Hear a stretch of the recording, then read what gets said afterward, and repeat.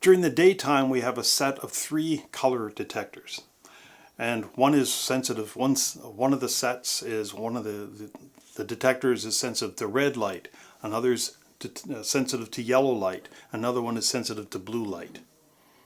Now that gives us the balance of the red, yellow, and blue gives us a sense of color. But because we're distributing that light over 3 different types of detectors, we essentially reduce the sensitivity that our eye has to these colors. And our color vision is only sensitive enough in daylight. Only daylight has enough color or enough light to trigger all these receptors.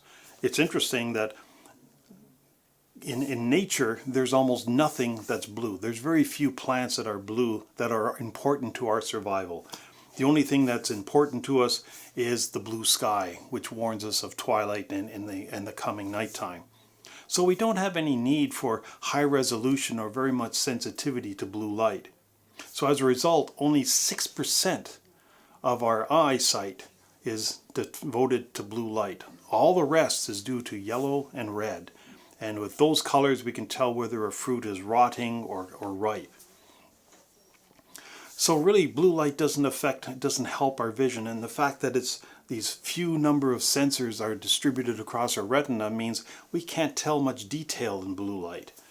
So even then, the blue light doesn't help us. Essentially, it tells our brain to put a blue wash over a scene.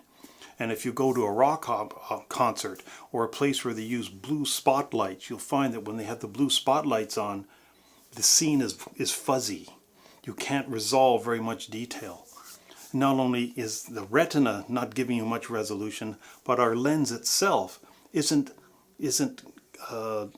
evolved to give very good visual acuity in the blue part of the spectrum. So we've got 2 things going against our ability to see much in the blue light. So really the important ones are yellow and red, and those are the ones that we mostly use. But as the light fades, the light level fades, soon the blue, these color receptors become blind to the low light levels. And as a species that still has to survive at night, that would be very dangerous. But we've evolved a second set of detectors that are sensitive, very sensitive to light, especially the light at night. At night, there's very few colors to be of concern. It's more a matter of seeing what's around rather than telling whether it's a ripe fruit or rotten fruit.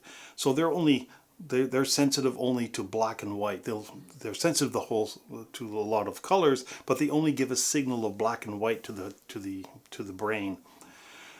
So we have our daytime vision, which shows color, nighttime vision that only shows black and white, and then these third detectors, which don't give any image whatsoever, but they tell our brain that it's twilight.